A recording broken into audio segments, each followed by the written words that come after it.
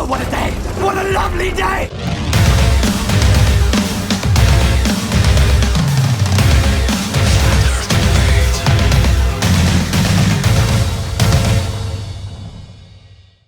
Welcome to Flat Earth Debate Live.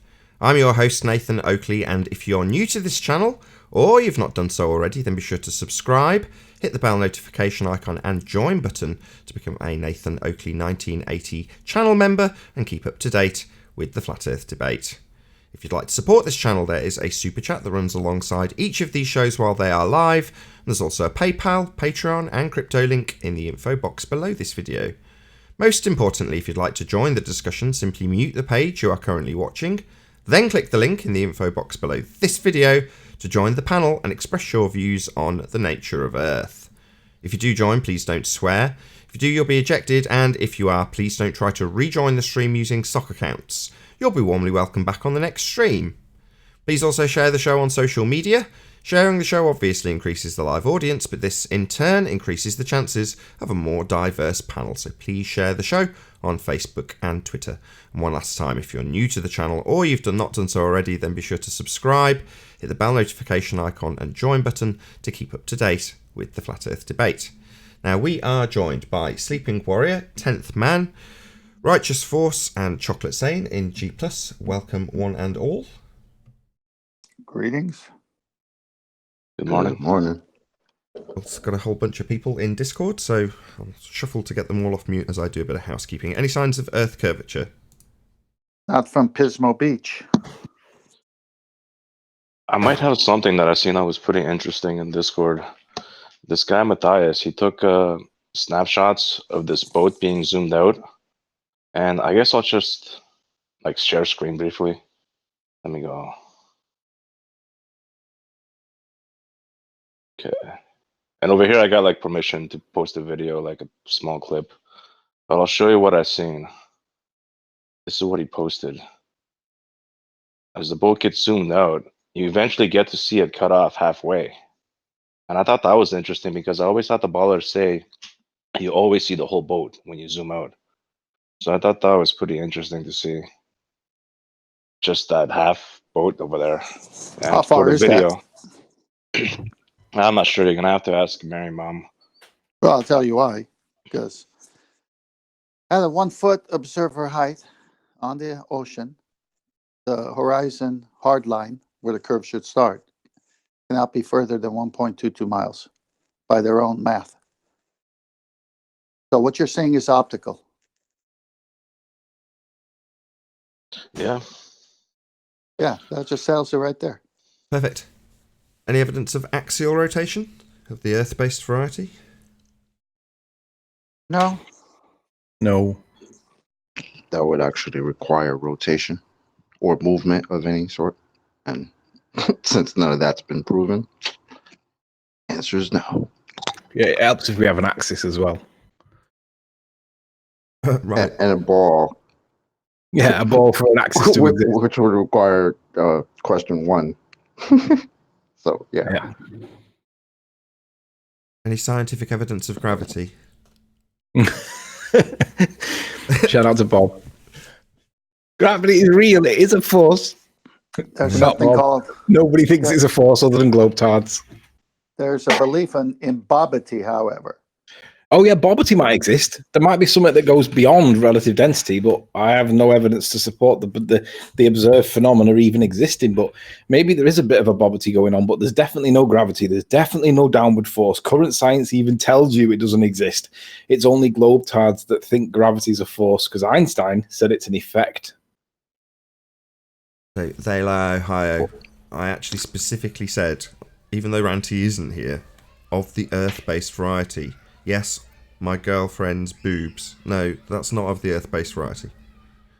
I've heard that she's pretty but flat. that's though. actual curvature, though. No, I've heard she's pretty flat. I think Hey, did you see that chocolate? Axial That rotation. picture that you sent me of Fight the Flat Earth? It was a really unflattering picture of him. He's reading a book entitled "When Straight Lines Become Curves" or something. It was hilarious. Yeah. When do straight lines ever become curves? Well, do you ever watch Yes Minister? Pardon? Have you ever seen a show from the 70s and 80s called Yes, Minister? Yes. In Yes, Minister, the private secretary or whatever he's called, the main man in the cabinet, that's basically the internal permanent, that's the name, permanent secretary for this particular minister, is explaining that when you've got something particularly difficult to summarise in a document, is to put the awkward truth right on the front cover and then never mention it again. So get the awkward, horrible bit about the policy that nobody likes on the cover and then ignore it completely. So the damaging bit, our argument, is that they are making straight lines curved. And what's that title of that book again? When straight lines curve, I think. It's just, you couldn't make it up. You couldn't make it up. Wow. Anyway, any single viable hypothesis from any of the fields of astronomy, cosmology, or astrophysics? No, I reached out to Dr. Becky a few days ago, second to the last video that she currently has up, posted the question, still no response. But I could see that she responds to other people with really lesser questions than the one I've asked since the end of last year to the beginning of this year. So we'll just see if she's going to be honest. Look it on screen Stop. so the audience can see. This is Stop the face. bothering Dr. Becky while she's doing all that science. Hold on one sec. Chocolate. This is the face of a globe defender makes when they find geometry books in their cupboards. And then the book is National Geographic when straight lines become curves. You couldn't make it up. It's perfect. It's just like, oh my god. I can't understand what's going through his head when he thinks that this is a good picture to take of him. It's like, it just defies belief. And I don't mean that aesthetic. I don't mean that aesthetically. I mean, can you imagine if I found a book, right, and it said, when ball Earth turns flat, and I started reading that, and I'm like, I would never take a picture of myself reading a book when ball Earth turns flat. It would only be a book called "It's Not a Ball" or something like that. But if I was reading a book that said that, it's just, oh my god, you are so brainwashed and can't even tell. The funny thing is, the very picture he's showing is curved. Utter moron. Published by Penguin Brainwashing. Yeah. So what about any evidence of gas pressure being maintained without a container? Gravity is the container, Nathan. No. No. Bobbity. No. Bobbity. Yeah, maybe Bob could give us a working model of his bobbity. Why? Just because he bugged me that he's just so idiot with his position on gravity, whatever his position is. It's like, Bob, it's a belief. Let's not have beliefs. Let's have evidence. Come on. Okie dokie. Even if you give him gravity, it's not going to overcome the second law. No, it's not. You're right. Anthony and I know, used but- to thrash it out about that. Because I used to say, let's just give them gravity. Just say they can have both. At 200%, it still ain't going to overcome entropy. But Anthony got annoyed and was like, you're letting them beg the question, the very thing you said you wouldn't let them do. And I'm like, yeah, but it doesn't make any difference in this argument. They can have gravity if they want it. It's meaningless. I know, if you let them have gravity in that point, right, what they do is they wrap themselves in a comfort blanket called gravity. And even though it's not sufficient, so long as they've got a force there in their head, that force is sufficient, even though it's nowhere near sufficient. Let's not give them the force anyway, and let's have the fight over it, because even if they have got the force and it's insufficient, they've still got that comfort blanket of gravity wrapped around them, like the dog in the video that I released. They want that. They want petting by gravity. They want to be petted and rubbed and tittle the belly and all that, because they love gravity. They No, I agree with you. But that pressure differential is so much.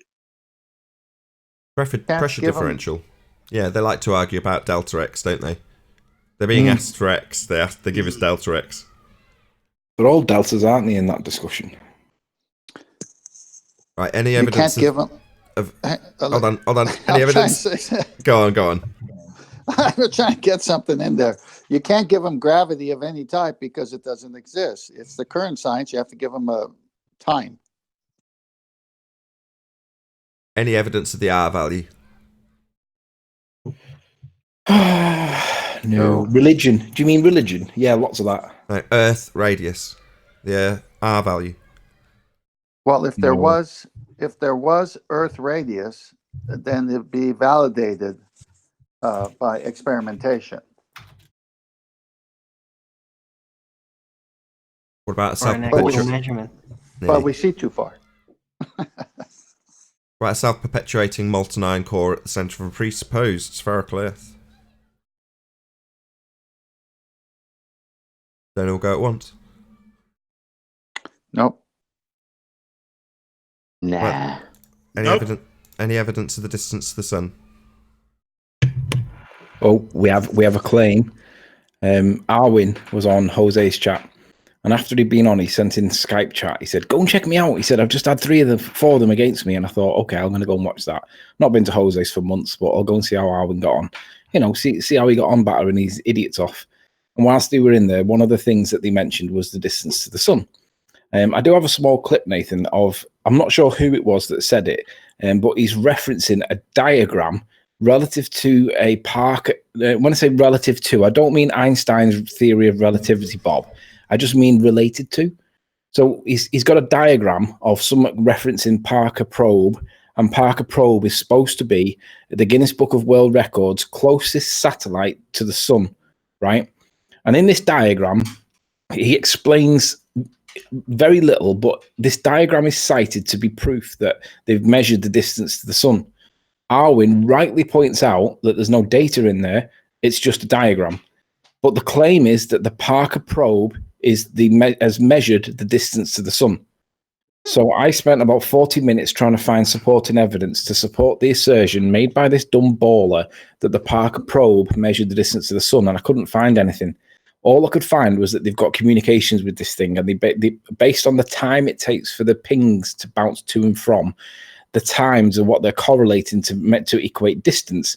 But that's still applying Kepler's third law of interplanetary motion, right? You're still getting the ratio, but you're not getting the distance, because they say that it's taking X amount of time, and they're assuming that the time takes X amount of time to the signal takes X amount of time to travel to and from this probe in the medium that they say that the medium's in, that the probe is in.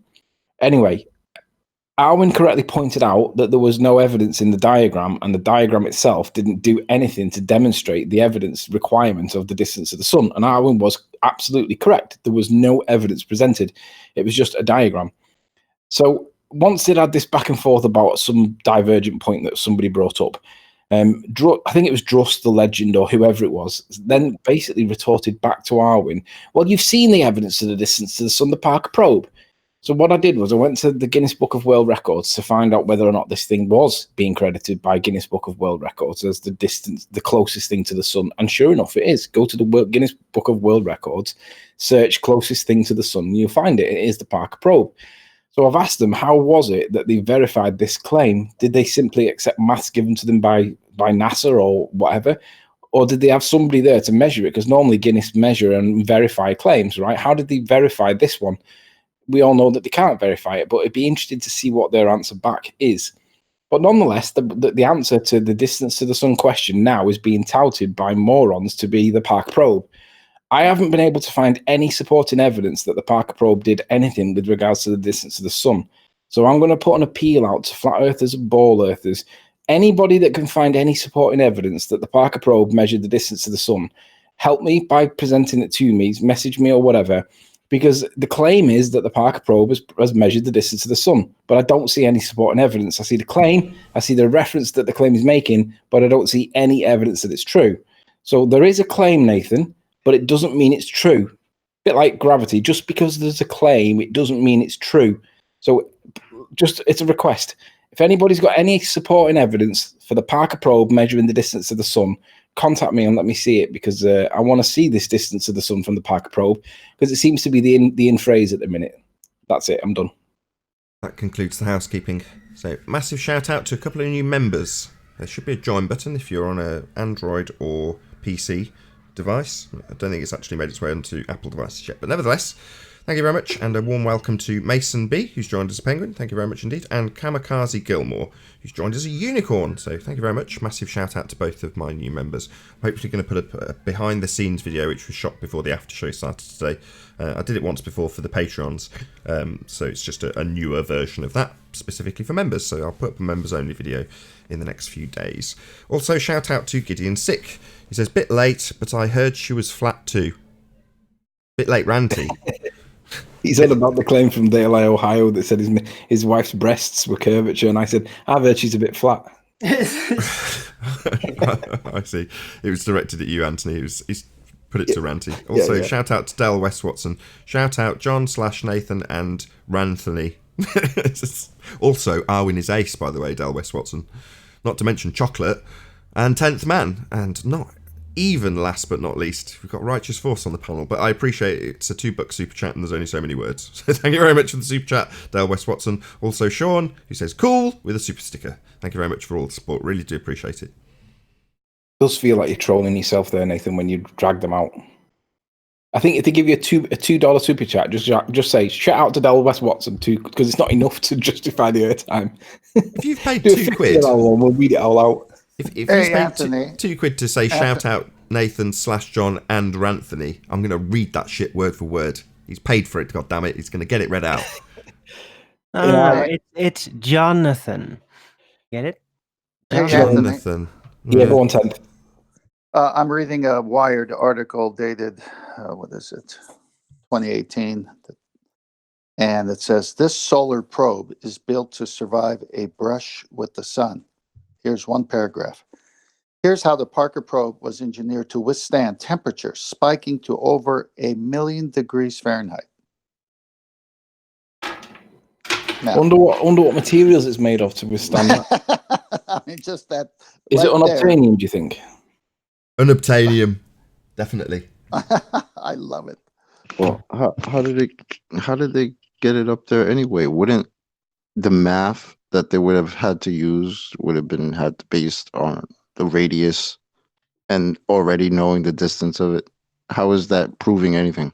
Sorry, just to clarify, Chocolate, are you talking about in reality or in some bullshit world of sphericity model? Which one are we talking here? Well, I mean, I'm assuming the ballers are trying to talk about reality, but I don't know. Okay, I'm gonna post a picture of the sun blocking shield on Parker probe. And Don't tell me. Don't tell me. Hang on. No, you guys see it. And I'm going to ask everyone if they think this could withstand the heat of my oven, let alone the million. Where is it? Hold on. Where's it being posted? I'm going to put it in Masterby. Hold on. Okay. It's going to look like something they sent up to the moon, isn't it? It's going to be something that they made on Blue Peter last week.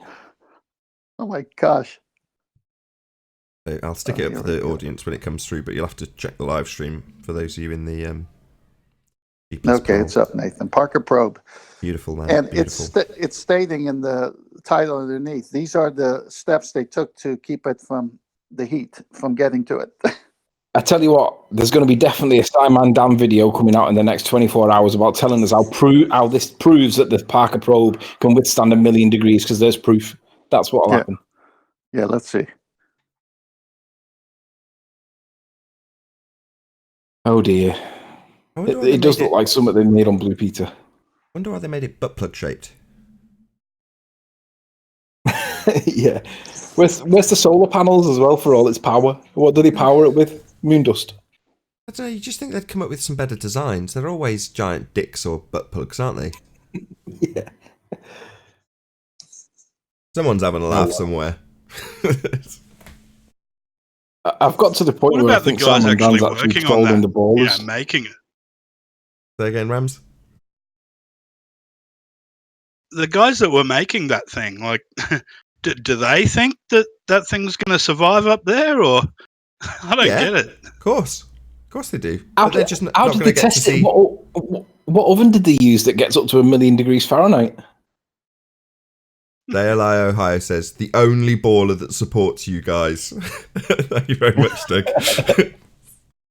That's not true. I've had super chats from other people wanting specific questions asking, so that's not strictly true, but I really appreciate your support anyway, Doug.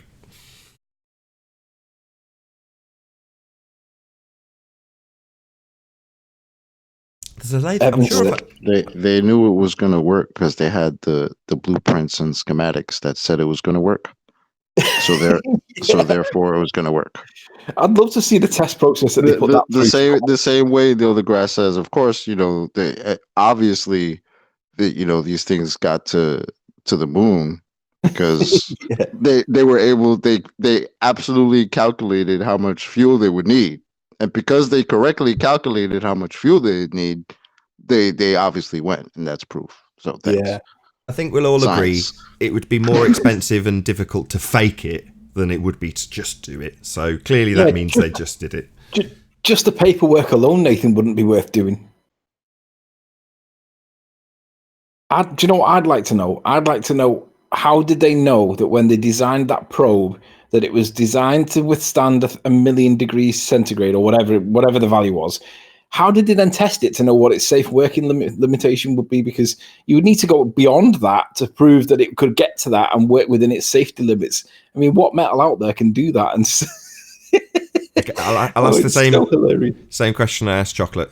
So are we talking in the model, or are we talking in reality? Because it doesn't really matter that they've physically put it together in reality, because it's only got to survive those conditions in a model. Do you know what I'd like to know? I'd like to know if they made it out of a material within their model that wasn't capable of withstanding the 1,000,000 degrees. Would there be somebody or some other technician in NASA that would stand up and say, "Hang on a minute, that material there cannot do without 1,000,000 degrees centigrade"? And then they'd have an argument about whether or not this hypothetical material that builds this rocket thing could withstand it within their own model. Do they actually argue within their own model? They must do. Well, it's in reality, although this is funny, the compartmentalization that is NASA or any division that's been subcontracted to make a device like that, they're not responsible for launching the device. They ship it off to wherever it goes. It gets shoved into a nose cone and launched apparently into space. But none of that process is monitored or in any way checked by the people who've made the individual components. There's a large chunk of the individual components that are subcontracted out further to other people. Now, each and every one of those people along the line are going to damn well brag from the hilltops that they've been making something for NASA that's going to go into space, because there's a lot of kudos attached. Well, the fact that they're saying it means that every single person along the line is then later on claimed to, be in on the secret and just not saying, no, they don't need to be in on any secret. They're very proud of the fact that they've manufactured something that they believe is going to space. And they're going to tell people about that fact, because that's what they think it is. Despite the fact that they've not sat on the rocket, they're not slim pickings, they're not, riding rockets up to space and seeing where they go. They're not even involved in this process beyond shoving it onto a lorry and seeing it go, and then it goes on to someone else in a different department. Well, so it continues. Nobody needs to be actually fooled or lied to in any way, shape or form, to the point where they'd actually then be told later, no, actually, it's not really going to space. Space is fake. It's a violation of natural law. We wouldn't have any gas if it was going to space. If we were sticking it up in a sky vacuum, the gas would follow it pretty rapidly. In fact, we wouldn't have any gas in the first place. But it's pretending to. No one's being told that. They just build it. They're told where it's going, and they believe it. And on you go. Nobody's needing to lie overtly, because they don't know they're lying. They just tell you what they believe they've done. Built something for space. Move on to the next item that they're building. They're not shipping it. They're not shoving it in a rocket. They're not doing any of that stuff. The people who are shoving it in a rocket, they don't necessarily know what they're shoving in the rocket. They're just shoving stuff in parcels, and in it goes, and off it goes. They don't know where it goes once it's gone out of their view. That's onto another department. The control centre. Nothing to do with the loading. So it's all compartmentalised. And that's it. You don't need to have many people knowing what's actually happening to lie about it. Mason B is asking for what's it called, a clone account to be banned. Oh yeah. Just get the right one though, because if you get the wrong one, you'll ban the wrong guy. Clone of who? Nathan, can you ban the troll that is impersonating me and spreading lies in the comments section? He even joined as a member. No cool. Really? A fake Mason B joined as a member. How do I know which one's the fake one? He'll have no subs. Just check and see that there's a no subs Mason B guy. Right. So presumably the one that's just left the super chat has got 27 subs. Okay, I see. No worries, I'm on it. I want to give a shout out to somebody called Not Flat. He's put a link in the chat, which I followed, and the link in chat says it's to a company or a channel called JHU Applied Physics Laboratory, and it's entitled Parker Solar Probe, Building the Thermal Protection System. I'm just going to read the blurb to the video. It's brilliant. It says, the Thermal Protection System, or TPS, is an essential technology that enables the Parker Solar Probe to get so close to the sun. The TPS is a composite structure made of top and bottom carbon fiber face sheets with 4.5 inches of carbon-to-carbon foam between them. Together, they form the 8-foot diameter heat shield on the top of the spacecraft. The outer sun-facing face sheet is sprayed with a special bright white plasma optical coating. The TPS is light, only 160 pounds. Wouldn't have thought that would have mattered in space, but anyway. Yet very effective at protecting the spacecraft and scientific instruments from the sun. During close approaches of the sun-facing side of the TPS will reach temperatures of about 2,500 degrees Fahrenheit, while the spacecraft and the majority of the instruments will only experience temperatures of around 85 degrees Fahrenheit. Do you know what? That 85 degrees Fahrenheit is such a convenient number for them to have, given that computers operate at about that temperature. How convenient. I'd love to see the evidence that supports that assertion to be true. That white substance that they spray is ceramic paint. Special bright white plasma optical coating, not ceramic paint. Special bright white plasma coating. I just read it in this Wired article. It's ceramic paint. And in this one, maybe they've updated it. This definitely needs more attention from our side because this is going to be so full of beautiful nuggets.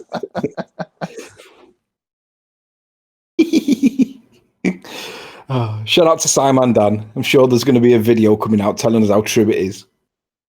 Retracted.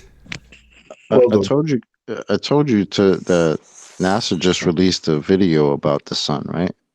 Did you guys watch that at all? No, go on. No, just that they just released a video of some lady talking about what the sun is and is it actually a big ball of fire in space, or what it is or whatever. And it's just so funny because they're talking about how what it's made of, what's in the core, and all of this, and I'm just like, wow, I can't believe it. Like they're passing it off as science, and it's just ridiculous, man. Well, let me contrast what Anthony just said. We have Elon Musk sending the Tesla car in this fake medium called space. It's a production car. It's the factory paint, factory dashboard, factory rubber tires. Everything's just like the way you would buy it off the lot. And it's in the environment of about 2,500 to 3,500 degrees, and that paint didn't chip off, and it's not special paint. What's this 85 degree stuff? It's a good year. Good year. Good one there. It's such nonsense. I think when people get to realize that everything that NASA tells us is lies, it becomes quite easy to spot, because it's just like they use like keywords like unobtainium. I know they don't use that word, but they might as well. And you can spot these words. Unobtainium is like a special cosmic planetary coating. It's like, oh, really? There's the unobtainium. Just use science words. Well, how can they get it if you can't obtain it? It's unobtainium. So you can't get it, but they got it. I know, but I'm saying that they use these key trigger phrases, and they're quite easy to spot when you realize that they're there. Well, what about... Yeah, I'm just... Jerem pointed out that they say nominal a lot, which means, at least in one context, existing in name only. Yeah. Yep. Hey, Paul. How you sleeping? Not too bad. I had a little bit of a scare with Jessie. We had to take her to the hospital. She was breathing at about 98 beats per minute. So I was in the hospital all night last night, or night before last. It's pretty crazy. Yeah, you want to keep your meth out of reach of children. Hey, watch it now. What was the issue? No, they didn't find anything. They don't know what it was. So it's just to be something that she was doing, just something that maybe the way she is. So let me guess. They told you 20 things that it wasn't, but they couldn't tell you what it was. Exactly. Exactly. Very helpful. Dream-induced anxiety or anything, children, very young children have that sometimes. It's just experiences. Can we all refrain from diagnosing Paul's child that we've never met, seen, or anything else, please? Thank you. So no religion says, Anthony Riley, do you believe light is a particle? Look at my earlier comments of what I said to Nathan and address him. I don't know what light is. I don't know if it's a particle or not. It behaves like a wave. They say it's a particle. I don't know. It goes beyond my level of understanding, if I'm honest. Nathan, what do you think? What goes beyond what level of what understanding now? There was a question in chat, because you don't have DVR enabled, I can't go backwards, but the question in chat was, do you believe that light is a particle? And my answer is, I don't know. I'm not sure what light is. Everything is particles. There you go. But if it's a particle, what happens when it hits your eye? Do you get left with particle shells at the back of your eye? Your eye processes the information. That's how you see things.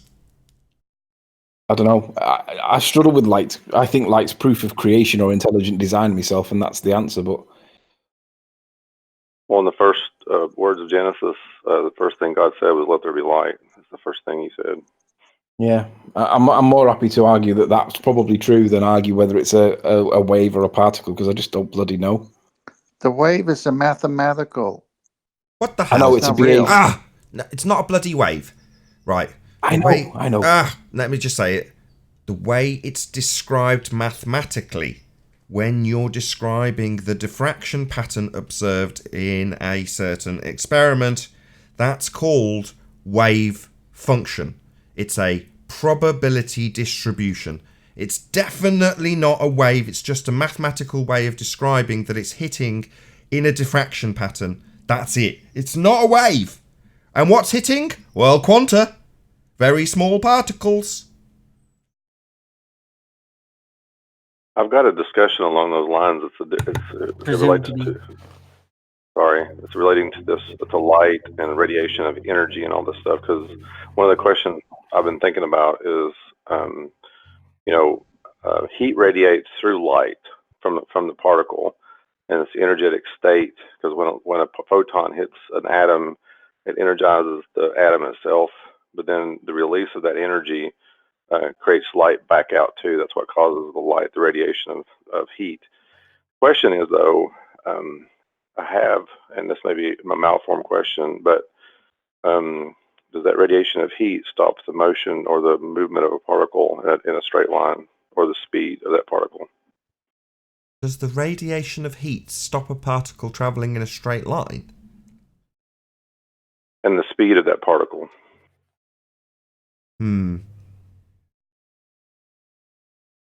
I don't know. I can't call it as a malformed question. I don't know the answer, so I don't know if it's malformed either. Sorry. You have to wait till QE gets here. Yeah. Hey, Arwin, you weren't on mute then, by the way. You having a stroke, Arwin? Grumblings from Arwin. Yeah. All right. It's all this particle nonsense, and yeah, light is not a wave. We know. Oh God. I'm not a witch. I'm your wife. Oh God. Here we go. Because that's It's only mostly it's that. a pattern interpretation. It's not a wave.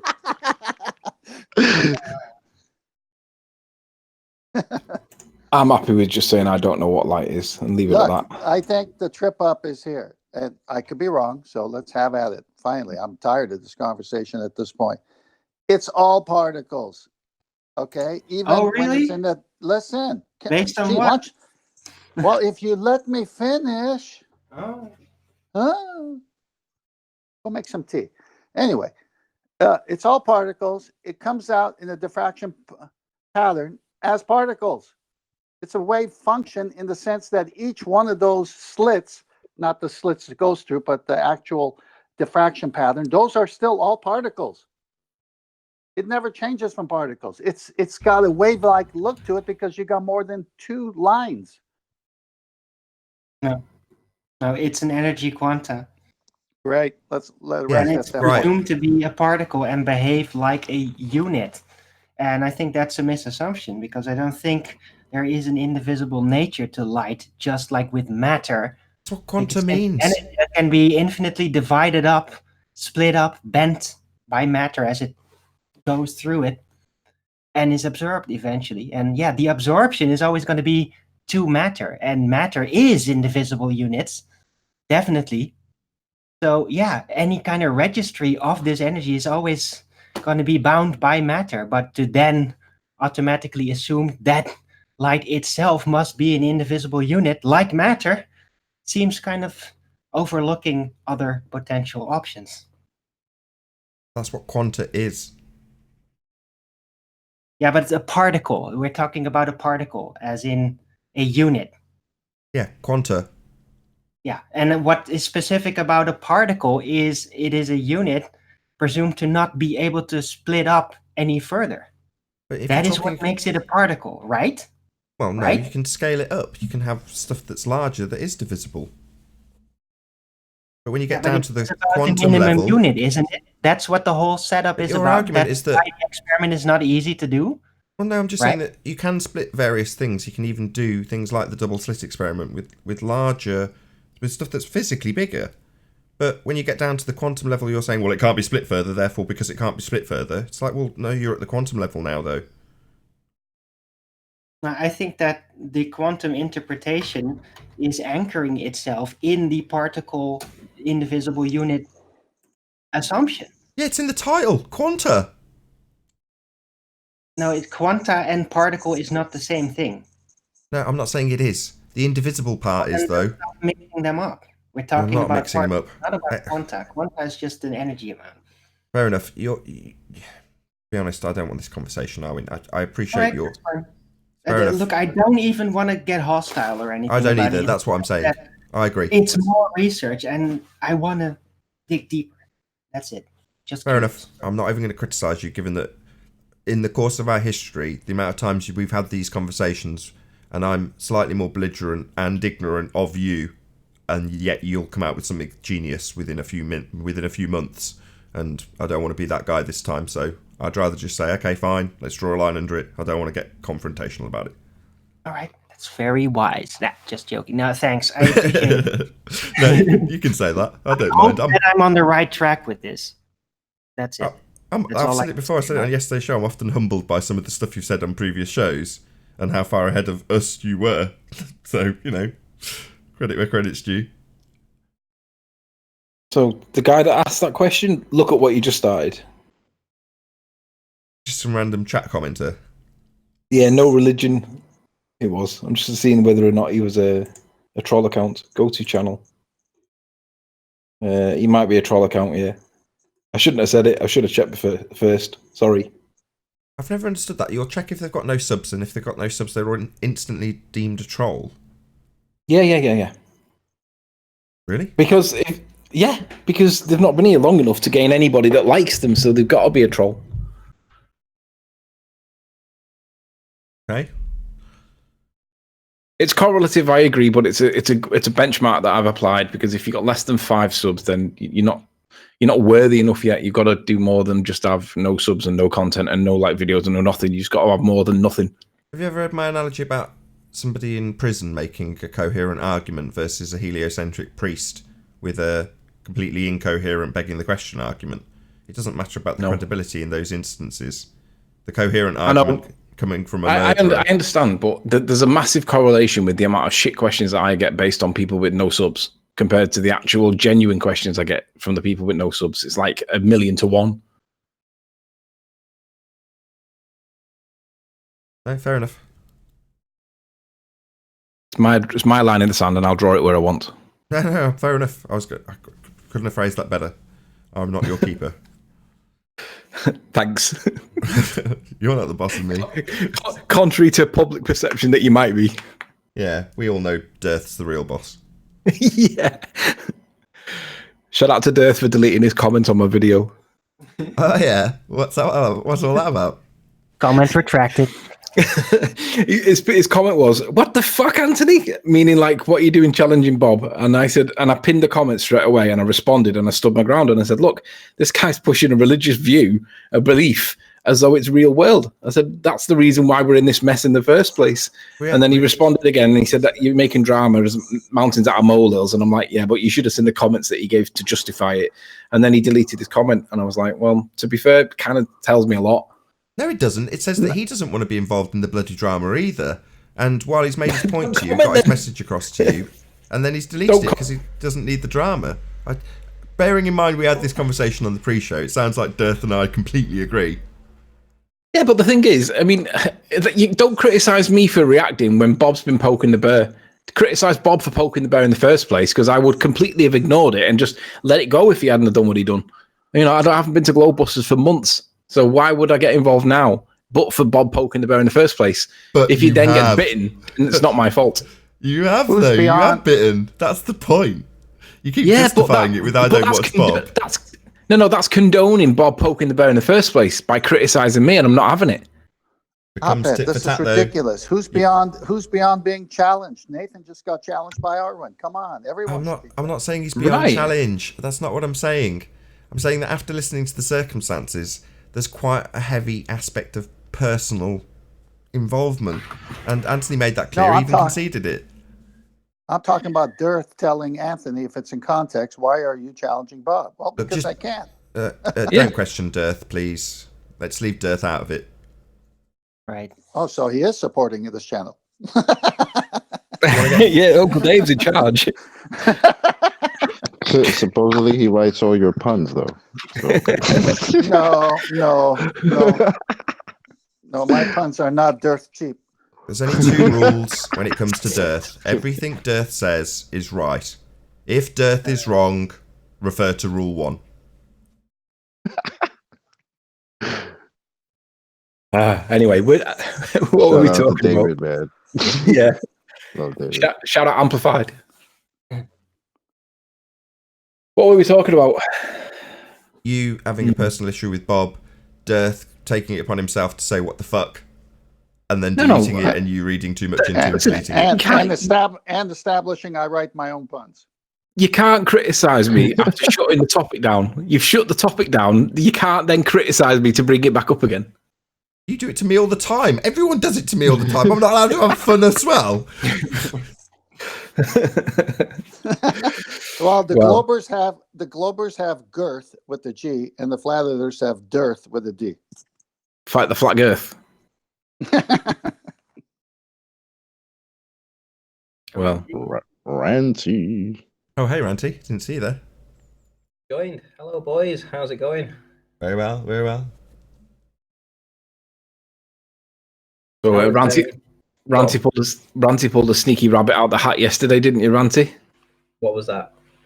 Recorded the after show and then told us as you left that you'd recorded it, and then like laughter in the background as you were saying, "Can I post it, guys? Bye." I recorded all that. Anyway, have a nice day. See you later. It wasn't quite like that. Yeah, it fucking was. Yeah, it was though.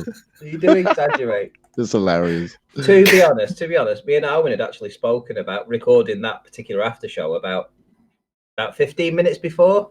And he says, "Oh, I might do it after I've had my dinner." So he said he was going to go and eat something, and I thought, you know what, I'll just start recording. And he didn't record it, so I thought, well, I'll say that I've recorded and see what people say. And everyone said, yeah, you can upload it. Yeah, it's fine, no problem. It wasn't quite like that, was it? It was more like, "Hey guys, I'm going, but just let you know, I've recorded this, and is it okay if I upload it? Okay, bye." That was more how it was. Exaggerations. You left, Tony. You left. I actually stayed till the end. I was the last one there. That's and you were okay. going to take a bath, Tony. Remember? That's to be honest. I did not. I did not say anything that I wouldn't say to his face. To whose face? Whose face? Did I? Whose face? To Bob's.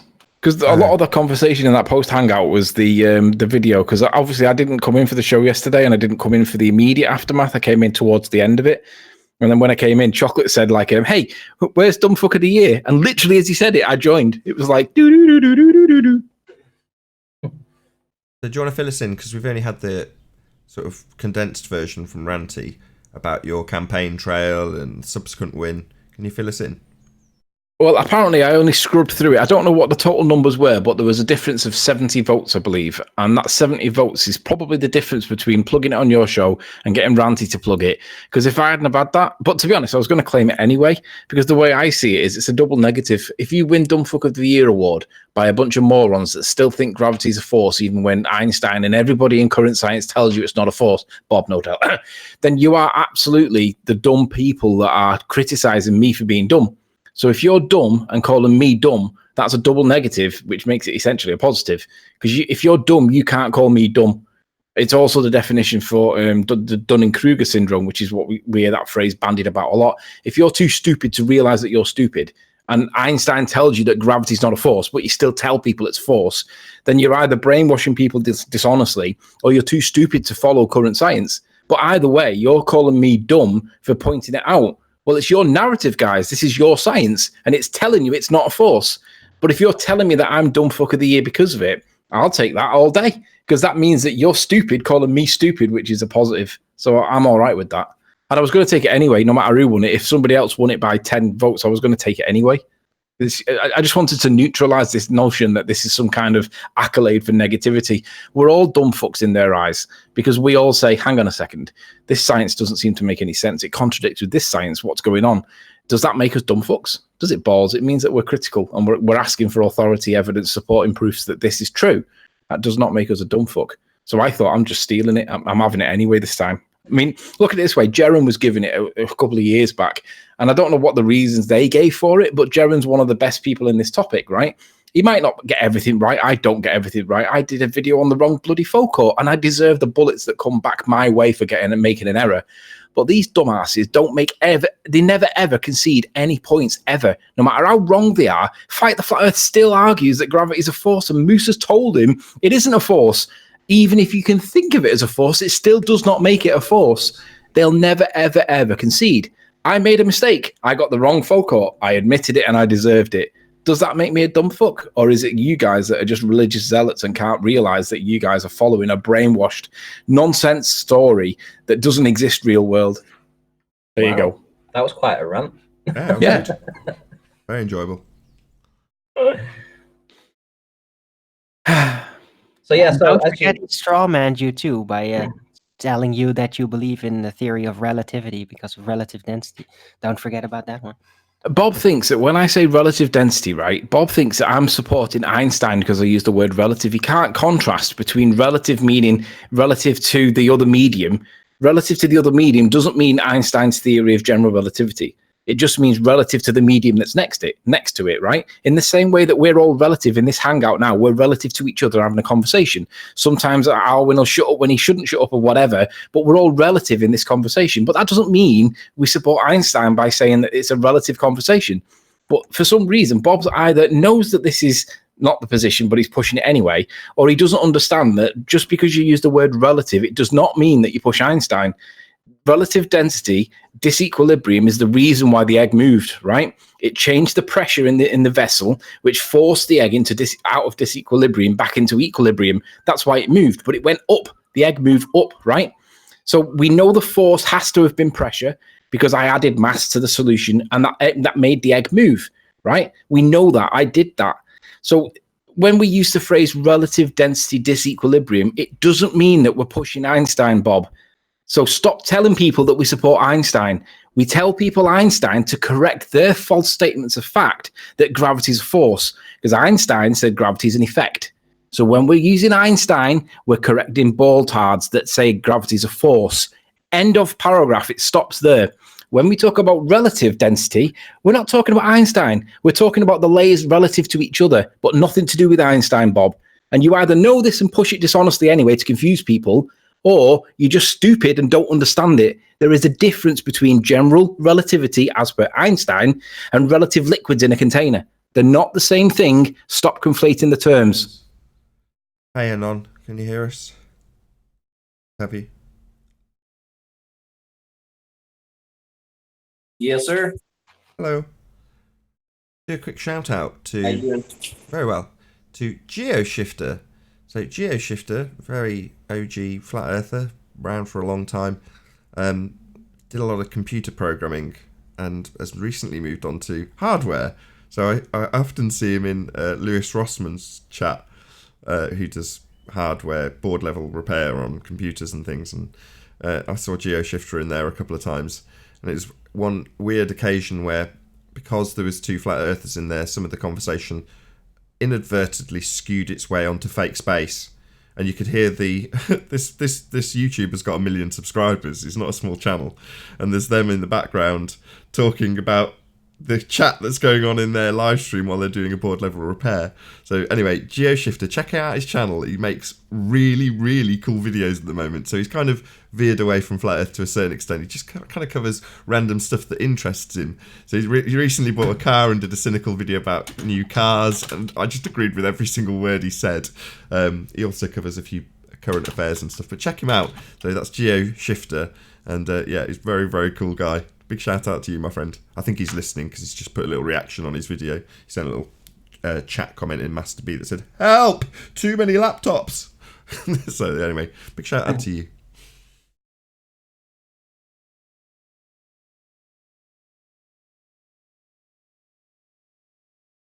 Any of you guys know GeoShifter or are subscribed? Yeah, he's ace. He's got an Austrian accent. He sounds a bit like Arnie. And last time I spoke to him, an Austrian accent. It's called a Belgium accent. Oh well, whatever. I asked him to say "I'll be back," and he did it for us, and it was brilliant. So GeoShifter's ace. I'll be back. Yeah, yeah. You see that? He just sounds like Arnie. Get me to the chopper. Oh, it does good impressions. The chopper. Are you talking about Reckoner? Yeah. GeoShifter's ace. He's Belgium. Hey Arwin, to be fair though, when you had one of your like meltdowns on one of your shows, I can't remember which one it was. Somebody put in chat that they were expecting you to say, "Just get me to the chopper" or something like that, and it was so apt at the time. It was brilliant. Get down. Get down. Put that cookie Yeah, we've down. got a guy in Discord. We've got a guy in Discord that goes by the name Reckoner. And he's exactly the same. He sounds exactly like Arnie. Yeah. That's no bad thing. But Arnold Schwarzenegger actually has an Austrian accent. It's much more to the east. It's Well, that's bordering Eastern Europe. That's why I said Austrian, even though it's not. It's still Germanic in nature. So it is the Germanic way of using your jaw and pronouncing things that you hear. And yeah, that's kind of close to Dutch. Dutch is kind of derived from Germany originally, separated from them. So Let me just go back on topic a sec. When the egg moves, right? The egg moves in that solution because I added the mass to it, right? And it's only as the mass got below the egg that's when it started to move. When the mass was above the egg, it didn't move. So as the mass falls down below the egg and then the egg goes up, right? My argument is, well, if mass attracts mass, surely when you've got the whole mass of the Earth underneath the egg, plus the added bit of mass, it would pull it down a little bit, but it went the opposite way. If it goes the opposite way because so-called mass attracts mass, what mass was attracting the egg to move it up, Bob? Anyway, that point aside, when we see something moving, we see the effect of something causing it, right? Because you need something to cause it to move. In our case, it was adding that salt. It caused a change in pressure. That caused the egg to move. But when we see the egg move, that's the effect, right? That same effect, gravity, that they call gravity, is things falling down. What I've realized is that when they say gravity because something's falling, it's no different to me putting the salt in and the egg moves the other way. Because if I was to change the density of the medium the opposite way around, the egg would move the other way around, but we would still see the effect of changing something, right? So when they say gravity because they see something moving, it means you're looking at an effect that you perceive to be a force that's not a force. It's the consequence of something else. And in the egg's case, it was pressure because you can't see pressure. You just know pressure is there because you add mass to it and it pushes against the side of the container. So we know by adding mass to the container, it gives us the pressure, like gas pressure, but in this case, it was a liquid. So basically, my conclusion is, my concluding point is when we see an object move, be it an egg or a microphone being dropped, that's the effect of something.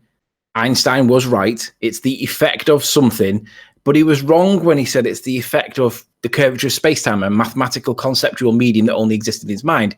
What Einstein should have said was it's the effect of relative density disequilibrium caused by changing the pressure. That's literally what gravity is. It's the effect of changing something which causes a movement, and we can demonstrate what that cause is. It's relative to the medium it's in. So what really gravity is relative density disequilibrium. That's what it is. Yeah, but is it still gravity when Ballbusters something plug. moves up? That's the whole problem. Ballbusters plug. You're right, because when the helium balloon rises in the air, that debunks gravity. Everybody thinks that the helium balloons is buoyancy, right? But buoyancy depends on gravity being a force. Well, gravity is not a force, so buoyancy can't possibly exist. Gravity is an effect. So what's the explanation for the helium balloon rising if buoyancy is dependent on gravity being a force and it's not a force? Because you haven't then got buoyancy to explain it. So what's the answer to the helium balloon rising if you haven't got buoyancy or gravity as a force? So be here or be Ballbusters sphere. plug. I'm in the middle of it. Be here or be sphere on the Quantum Eraser YouTube channel. And that's Saturday, tomorrow, if you're watching live. Although it's already gone by if you're watching this on the Uncut and After Show. Nevertheless, tomorrow, 7 p.m. UK time, 1 p.m. Central Standard Time on the Quantum Eraser channel. So that's Ballbusters live, be here or be sphere on the Quantum Eraser YouTube channel. Saturday, 7 p.m. UK time, 1 p.m. Central Standard. The #1 globe killer. Tell everyone, bing everyone here. Thanks. Yeah, this is, I'm going to agree with John on this. Sometimes when people make claims, I think, yeah, it might not be. But I've seen the argument, and I absolutely agree. This is an absolute ball killer. There ain't no way they're going to be able to explain this nonsense away because it's a direct black and white contradiction of their model. It proves that their nonsense model is false. So I'm going to echo John's words.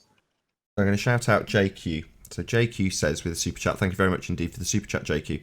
I think all Bob is saying is that the incoherent magnetism of Earth that is responsible for, quote, establishing the down, end quote, with relative density disequilibrium, sorting out the rest. Kumbaya, my lord, kumbaya. Thank you very much for the super chat, JQ. JQ, it really isn't, though, because Bob literally said his words were, gravity does exist. It is a force. There is a downwards acceleration. So what you're doing is paraphrasing what you think he might be saying for a more neutral interpretation from our side. But what he actually said was gravity is a real thing. It's a force, and it's not. That's why I put him and Fight the Flat Earth in the same frame at the end, because if you're going to say gravity is a force, you might as well be Fight the Flat Earth.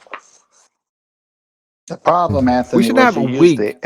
We should have a week of shows devoted to electromagnetism and ether. We should do that because I think it's reached critical mass now. We need people to come on here and explain electromagnetism. We need standing electric, standing magnetic. We need the ether, right? We need you to come on here. Who, what, when, where, why, and how. Right, I'll challenge Bob Nodell to come on and represent that argument. Come on, Bob, let's hear it. You think gravity and electromagnetism and all that stuff is the explanation? Bob Nodell, you're challenged. Come on and present your case, and let's see how it stands to critical acclaim by your fellow people that are on the same side as you. Let's see what you got. Yep, bring them on. Yes, please. Not only Bob. There's a lot of other people. Bring them on. Who, what, when, where, and how. Standing and high. Who, what, when, where, and how, right? Standing electric, standing magnetic, moving electromagnetic. I can't wait for that, right? And your ether. Bring it all on. Everyone wants to hear it. Reach critical mass. It's time to bludgeon this thing. And with that, I'll say if you are watching this live on Nathan Oakley 1980, unfortunately, this is where I bid you farewell. However, if you are watching this on Nathan Oakley channel on the premiering stream, then stay tuned as there will be an after show to follow. Massive thank you to all of you who joined by hitting the join button. Smash the super chat, liked, commented, shared, subscribed, and all that good stuff. As I say, stay tuned if you're watching on the premiering stream. I've been Nathan Oakley, and I'll see you all in the next video. Oh, what a day! What a lovely day!